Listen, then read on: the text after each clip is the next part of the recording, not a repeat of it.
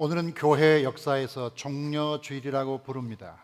예수님께서 나귀 타고 종려나무 흔드는 사람들 속에 예루살렘에 들어왔다.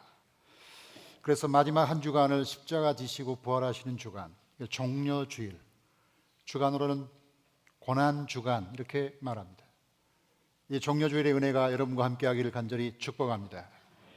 우리가 수화라는 게 있는데 농아인들이 자기를 표현하는 방식이에요. 농아인들은 듣지를 못하기 때문에 이 동작으로 그들의 의사를 표현합니다. 그래서 예수님 사랑합니다 하는 것은 예수님을 이렇게 해가지고 높으신 분이니까 이렇게 높이 세워서 예수님 사랑합니다 이렇게 표현하더라고요. 한번 해봅시다. 자, 시작. 예수님 사랑합니다. 아주 예뻐요. 참 그렇게 예쁠 수가 없어요. 근데 미국 농아들은 조금 다르게 해요. 미국 농아들은 예수님을 표시할 때 이렇게 손을 벌리고 두 번째 손가락으로 여기를 찍어요. 이렇게 하면서 예수님을 이렇게 표시합니다. 예수님 사랑합니다 이렇게 하는데 미국식으로 한번 해보겠습니다. 시작. 예수님 사랑합니다. 자, 한국식하고 미국식 다 해봤어요. 어떤 게 좋아요? 어떤 게 좋아요? 다 좋아요. 다 좋은데 각 나라마다 예수님에 대한 신앙 고백이 조금 다른데 미국 사람의 경우는 왜 손바닥을 벌리고 이렇게 입을 찍을까요? 뭘 상징하는 거예요? 예수님이 어떻게? 십자가에 못 박혔다. 그래서 못 박히신 분이라는 뜻으로 이렇게 하겠죠. 그렇죠? 그러니까 미국의 농아들은 훨씬 더 성경적이고 훨씬 더 복음적인 방향으로 예수님을 묘사한 것 같은데 이렇게 예수님을 십자가에 못 박힌 분으로 이해한다는 것이 중요합니다. 이제 성경에 보면 하나님의 사랑에 대해서 400번 나와요. 근데 예수님의 보혈, 어린 양의 죽음, 십자가, 대속 이거에 대해서는 1300번이 나온다는 거예요. 이 말은 뭘 의미하냐? 성경의 가장 중요한 중심이 예수 그리스도의 죽음과 십자가의 보혈이라는 것을 말하고 있는데 여러분도 그렇게 믿습니까? 성경의 가장 중요한 중심에 바로 그리스도의 십자가 보혈이 있다. 오늘 거룩한 성찬 예배를 하는 이 시간에 주님의 보혈과 그리스도의 피가 여러분과 함께하기를 간절히 축복합니다. 우리가 그리스도의 보혈에 대해서 말하는 첫 번째는 주님께서 우리를 위하여 피 흘리셨다는 사실을 먼저 기억하는 것이 매우 중요합니다. 우리가 언제나 십자가에 달린 예수님을 바라보면 많은 생각과 묵상을 하게 되죠. 십자가에 달린 예수님, 그는 어떤 분인가? 그분을 한참 바라보고 있으면 많은 생각을 하게 됩니다. 자, 그런데 이렇게 십자가에 달려 죽으신 예수님 왜 죽었나에 대해서 의학적인 입장에서 본다면 의사들이, 그렇지 않은 의사들이 왜 예수님이 죽었나고 의학적으로 많이 관심을 가졌어요. 근데 가장 먼저 관심 가지신 분이 33살 먹은 남자를 십자가에 묶고 그 사람을 연구했다는 겁니다.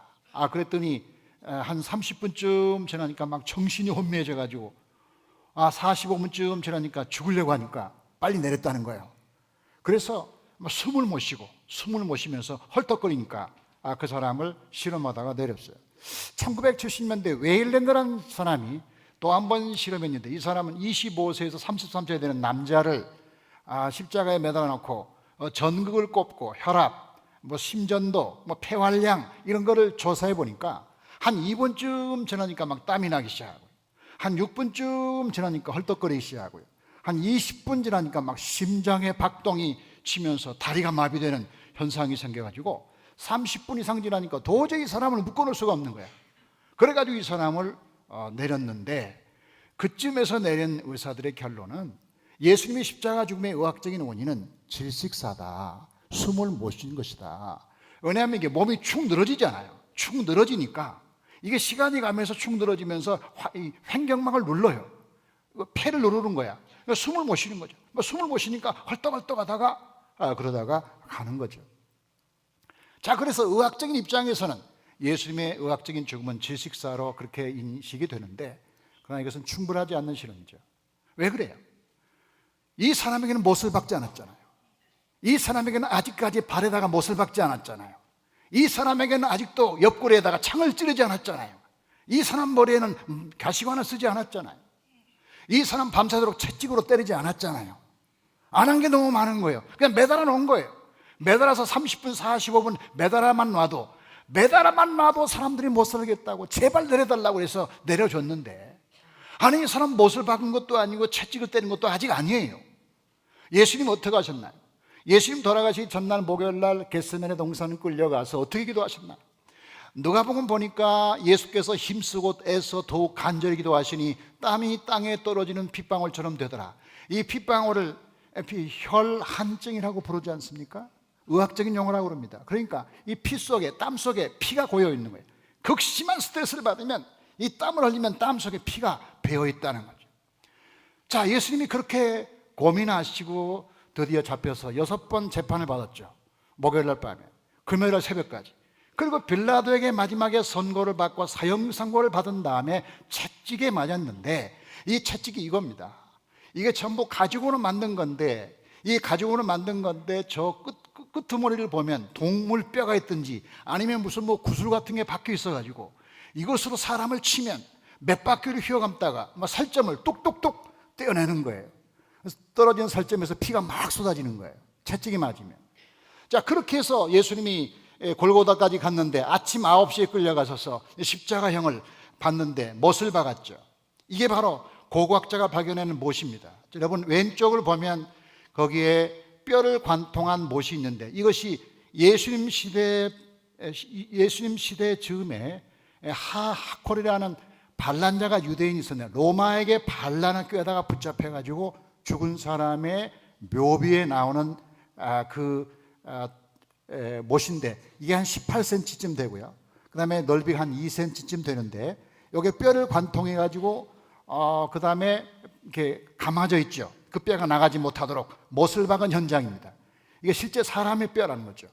이게 지금 예루살렘의 록펠러 박물관에 지금 전시 중입니다. 전시되어 있습니다. 그리고 오른쪽은 그 시대의 못을 볼 수가 있습니다.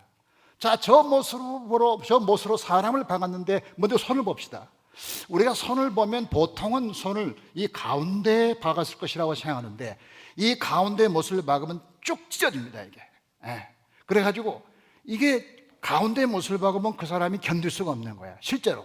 그렇기 때문에 우리가 우리 생각과는 달리 실제 못을 박은 것은, 여기에 못을 박은 이유는 이 몸이 찢어지지 않도록 하는 거예요. 좀 참혹하죠. 있는 그대로 얘기하니까 어쩔 수가 없어요. 그렇잖아요. 여기가 중추신경이 통과하는 곳인데 여기다 못을 박아서 완전히 사람을 죽이는 거예요. 그 다음에 발을 보면, 이 발도 보면 지금 아킬레스건이 지나가는 지역이라고 그래요. 저기다 못을 박으면 완전히 발이 마비되는 거예요. 그렇게 해가지고 이 사람을 십자가에 세우면 이런 모양이 되는 겁니다. 이 모양이 가장 이스라엘적인 1세기 시대의 십자가 모양을 재현시키는 건데, 여러분이 보시면 못을 여기에 박았지 않습니까? 여기에 박았어요. 여기 박고 그 다음에 두 다리를 완전히 꺾었는데, 이거 성경에서 그 사람이 완전히 죽기 위해서, 아직 숨을 헐떡거리고 있으면 완전히 다리를 꺾어서 죽이는 거예요. 그래 두 발을 완전히 포갠 다음에 아까 보시다시피 18cm 이상 되는 대못으로 두 개의 발을 포개서 박아가지고 그 못이 나무 저쪽으로 나오는 거죠. 나무 저쪽으로 나와서 빠지지 말라고 이렇게 구부려 놓은 거죠. 여러분이 보시는 그 못이 바로 저런 현장에서 나오는 겁니다. 자, 이렇게 해서 완전히 죄수를 십자가에 못 박기 때문에 예수님의 십자가 사건은 성경적이고 신학적이지만 동시에 역사적이다. 이거는 사실적으로 우리에게 주어진 고고학적으로 발견된 그런 십자가라는 걸 알 수가 있습니다. 자, 이렇게 해서 예수님이 죽었을 때 제일 중요한 의학적인 원인은 소위 피를 많이 흘렸기 때문에 저혈류, 피를 많이 흘려서 쇼크를 받았다, 이렇게 봅니다.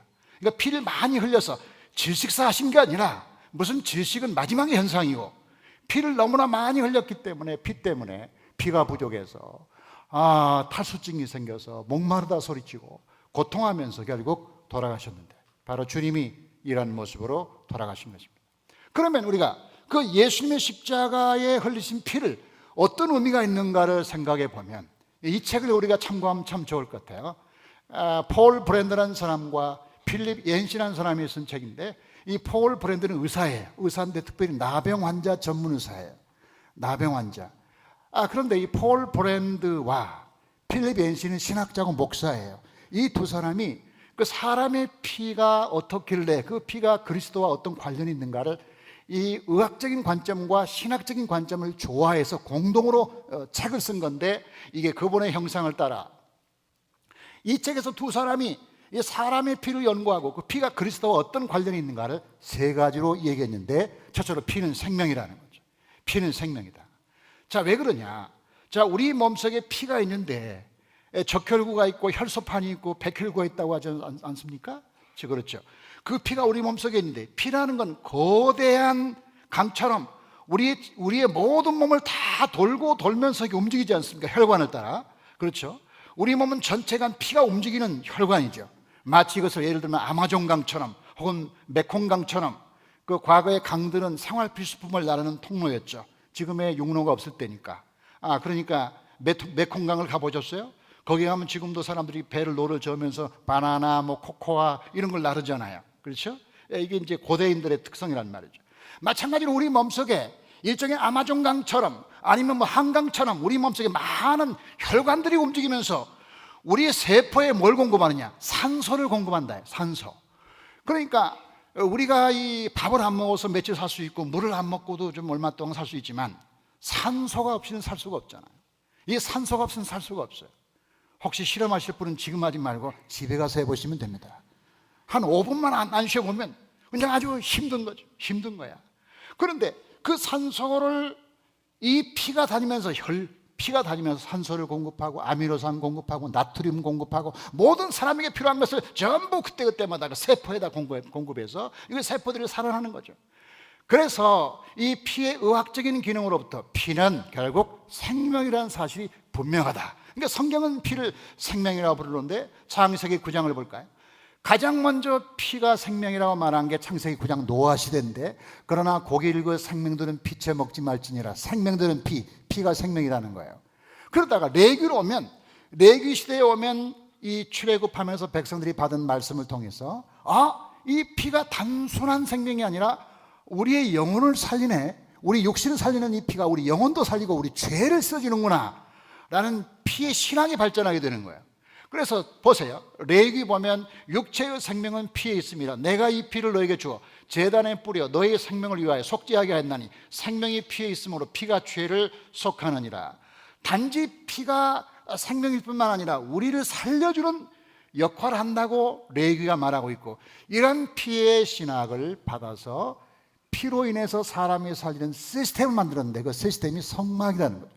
이 성막은 사람들이 죄로 인해서 고통하는 사람들이 다 오면 양이나 소를 잡아서 그들을 살려주는, 피로 인해서 살려주는 기관, 생명의 공동체, 이것이 바로 성막이고, 이것이 발전해서 성전이 되고, 이것이 바로 오늘날의 교회가 된 거죠. 그래서 예수님이 이 땅에 오셔서 이러한 구약적인 사고를 이어받아서 예수님 뭐라고 말씀하세요? 요한복음 6장이 뭐라고 말씀하시나? 인자의 살을 먹지 아니하고 인자의 피를 마시지 아니하면 너희 속에 생명이 없느니라. 구약시대는 양이나 소가 생명이라고 생각했어요. 그의 피가 사람을 구원한다고 생각했어요. 신약으로 보면 그게 아니라 바로 내가 바로 생명이다, 내가 바로 생명이다. 예수님 자신의 말씀이죠. 예수님이 바로 생명이심을 믿습니까?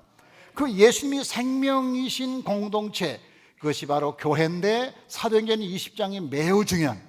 성령이 그들 가운데 여러분을 감독자로 삼고 하나님이 자기 피로 사신 교회를 보살피게 하셨느니라. 다 같이 자기 피로 사신 교회. 이 교회라는 건 건물이 아니에요. 단순한 건물이 아니고, 이 교회는 하나님이 자기의 아들을 십자가에 못 박은 그 대가로 얻은 피로, 그 피로 사서 우리에게 주신 거룩한 공동체라는 거죠. 이 교회가 얼마나 소중한지 몰라요. 이 피는 하나님이 자기의 아들의 피로 사신 교회라는 거죠. 자, 그래서 피는 생명이라는 거죠. 두 번째 피의 기능이 뭘까요? 피는 정결하게 한다는 거죠. 자, 우리 몸의 피가 우리에게 산소를 공급함으로 우리에게 생명을 주지만, 그것뿐만 아니라 우리 속에 있는 모든 노폐물을 다 쓸어가는 효과도 있다.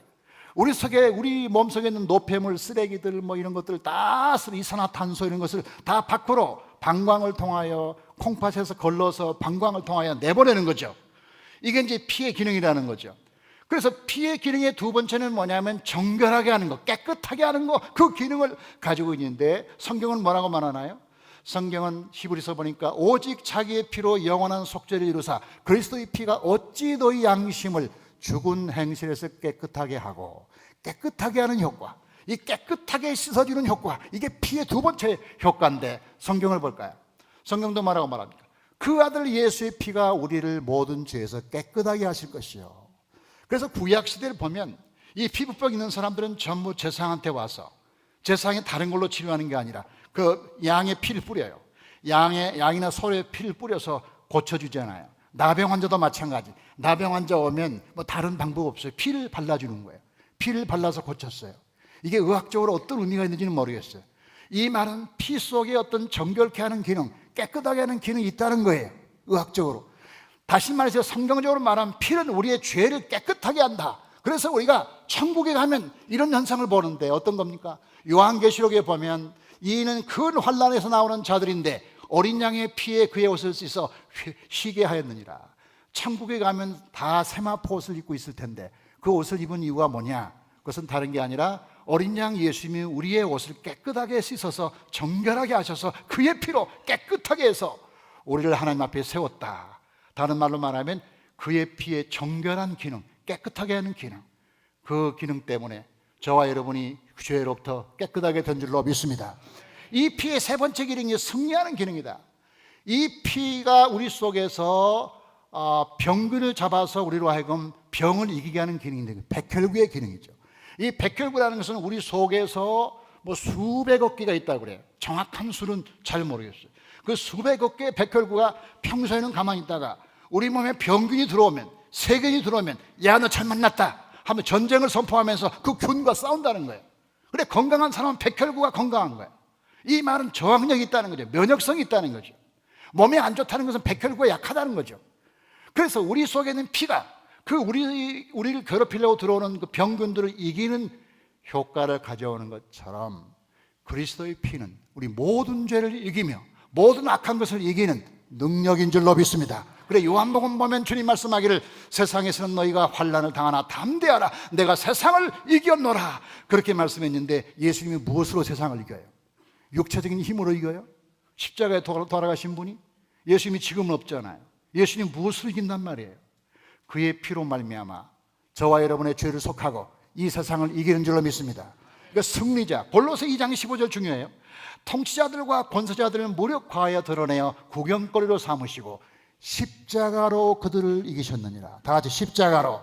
이 십자가의 능력으로, 십자가의 힘에 의해서 그분의 능력으로 우리의 모든 걸 이기게 하셨으니, 결국 우리가 예수 믿는 사람의 세상을 이긴다는 말은 우리 육체가 강건해서라든지 우리가 뭐 지식이 발달해서라든지 우리가 대단한 무슨 능력을 소유해서가 아니라 그리스도가 주신 그리스도의 보혈의 능력으로 세상을 이기는 줄로 믿습니다.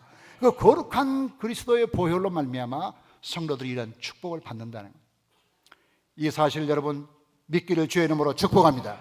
그럼 이렇게 예수님의 피가 우리에게 생명을 주고 정결하게 하고 최후의 승리하게 한다면, 그래서 우리가 그 은혜를 받았다면 우리가 생각할 수 있는 것은 뭐냐면 우리도 그분에게 우리 피를 흘려야 된다는 거죠. 우리도 주님을 위해서 무엇인가 피를 흘려야 된다는 거죠. 저는 오늘 아까 불렀던 찬양 149장을 참 좋아해요. 이 아이작 와츠가 쓴 주 달려 죽은 십자가는 1800 몇 년에 영국의 청교도 목회자죠. 이 사람이 이 가사를 썼는데, 제가 가사를 조용히 읽으면 신약 성경이 다 들어있는 것 같아요. 이 가사 속에 단순한 노래가 아니라 이 속에 모든 메시지를 다 담았어. 주 달려 죽은 십자가. 우리가 생각할 때 세상에 속한 욕심을 헛된 줄 알고 버리네. 여러분, 무슨 능력으로 우리가 욕심 버리겠어요? 다시 1절 보여주세요. 우리 능력 없어요. 우리 욕심 버릴 수 없어요. 딱 하나 있어요. 주 달려 죽은 십자가 우리가 생각할 때 가능한 거예요. 생각할 때, 다 같이 생각할 때. 이것은 주님의 십자가를 묵상하고 생각하고 그분의 십자가 내 십자가가 되고, 이렇게 될 때 우리가 욕심을 이길 수 있다는 거죠. 2절 보세요. 2절 보면 죽으신 구주밖에는 자랑을 말게 하소서. 우리가 예수님에 대해서 분석하고 연구하고 공부할 수 있지만 사실 예수님 우리 연구의 대상이 아니죠. 자랑의 대상이죠. 선포의 대상이죠. 이건 믿거나 말거나죠. 우리가 그분을 높이고 선포하는 게 중요한 거죠. 그런데 가장 중요한 가사가 3절이에요. 이 3절 보니까 온 세상 만물 가져도 주 은혜 못다 갚겠네.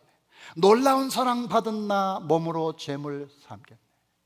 여러분, 온 세상 만물을 다 가질 수 있는 하나님의 은혜를 받았는데, 그저께 금요일날 우리 부흥 강사님 오셔서 했던 말이 기억이 나요.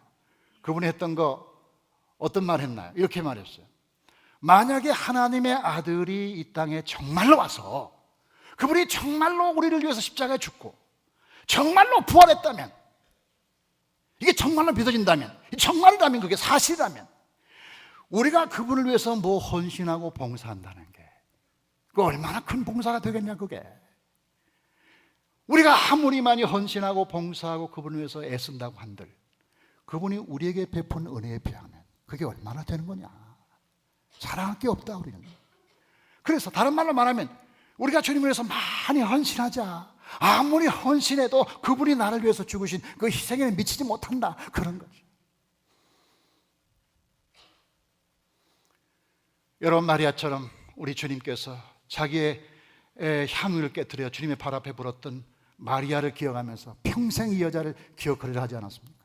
얼마나 우리가 주님을 위해서 헌신하는지. 우리 지난 몇 주 동안 우리 카페에서 우리 사진전을 연 권사님 계십니다. 이석근 권사님, 경다행 권사님 부부입니다.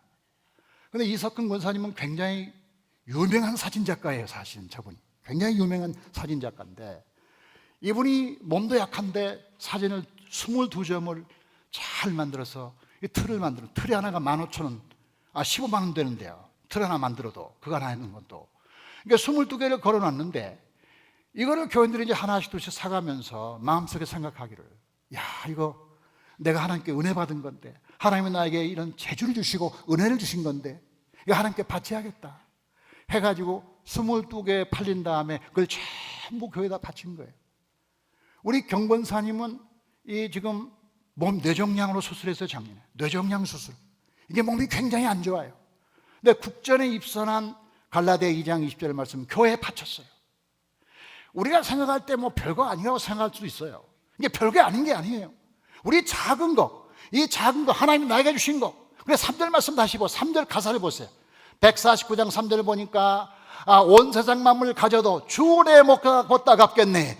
놀라운 사랑 받은 나 몸으로 재물 삼겠네. 아멘.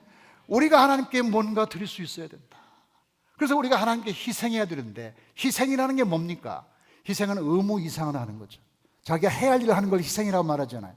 목회자가 주일날 설교하는 걸 희생이라고 아무도 말하잖아요. 목회자는 월요일날 아무도 일하지 않을 때 나와서 일하고 봉사할 때 그가 희생이라고 말하는 거죠. 교회 재직이 주일날 나오는 걸 희생이라고 말하잖아요. 새벽에 나와 기도하고 교회에 전도하고 어떻게 하든지 교회를 살려보려고 애를 쓸 때 그 사람은 희생적인 사람이다, 그렇게 말하는 거죠.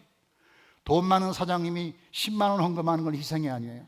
일용직 근무자가 하루하루 벌어서 어려운데 그래도 하나님께 바치겠다 해서 바치는 거, 그게 희생인 것이죠.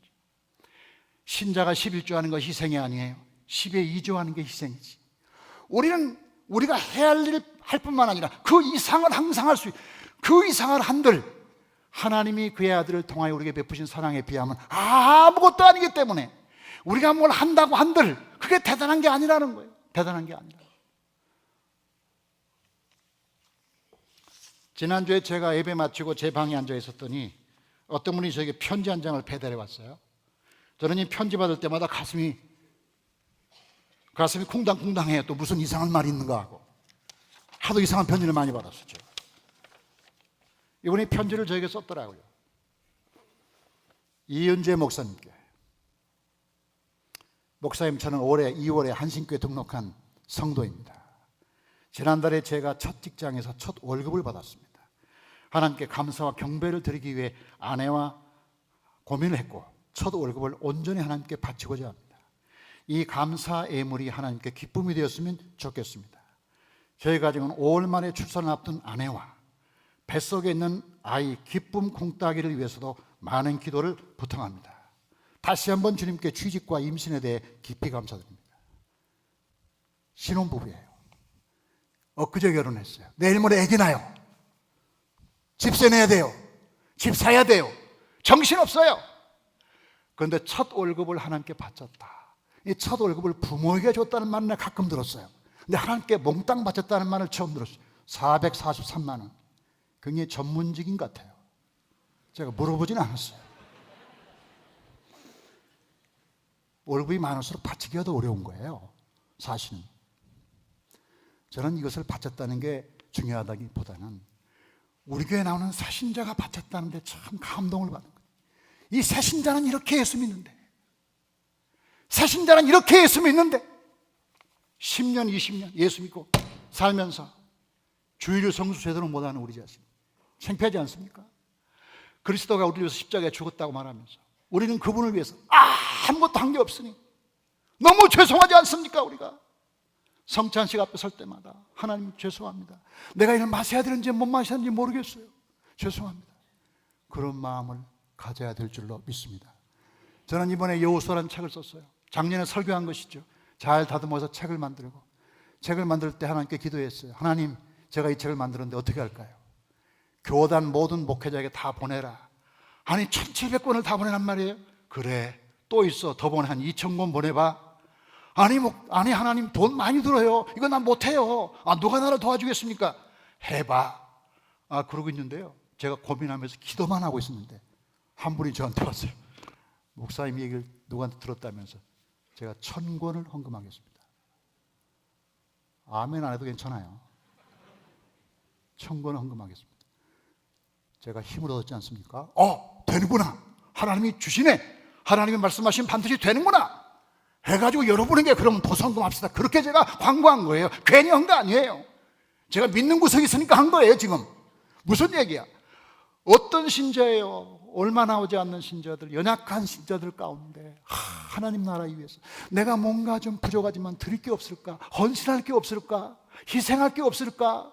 나 이런 신자를 보면 너무너무 죄송하고 미안하고. 우리도 주님을 위해서 헌신하고 희생할 수 있습니다. 주님이 우리에게 베푸신 그 은혜를 피하면 우리의 작은 희생을 하나님께 드릴 수 있는 놀라운 은혜가 여러분께 있기를 주의 이름으로 축원합니다. 하나님 아버지 감사합니다. 거룩한 주일날 하나님께 나와 예배하며 하나님께 감사를 드린 모든 성도들을 축복하여 주시옵소서. 우리 예수님의 피는 생명입니다. 우리를 살려주셨습니다. 예수님의 피는 정결입니다. 우리의 죄를 깨끗하게 도말하셨습니다. 예수님의 피는 우리에게 최후의 승리를 안겨줍니다. 그리스도의 피 때문에 결국 우리는 세상에서 승리하게 될 것입니다. 이제 우리도 주님을 위해서 작은 피를 흘릴 수 있도록, 우리 모두 희생과 헌신을 하나님께 드릴 수 있도록 성령의 감동을 우리에게 부어주시옵소서. 평생 예수님의 은혜라고 말하지만 하나님을 향해서 드린 것이 없으니 너무너무 죄송합니다, 미안합니다. 하나님, 이 귀하고 복된 시간에 감동하시고 그리스도의 피에 작은 피로 보답하는 은혜를 우리 모두에게 부어 주시옵소서. 감사를 드리며 우리 주 예수 그리스도 이름으로 기도하옵나이다.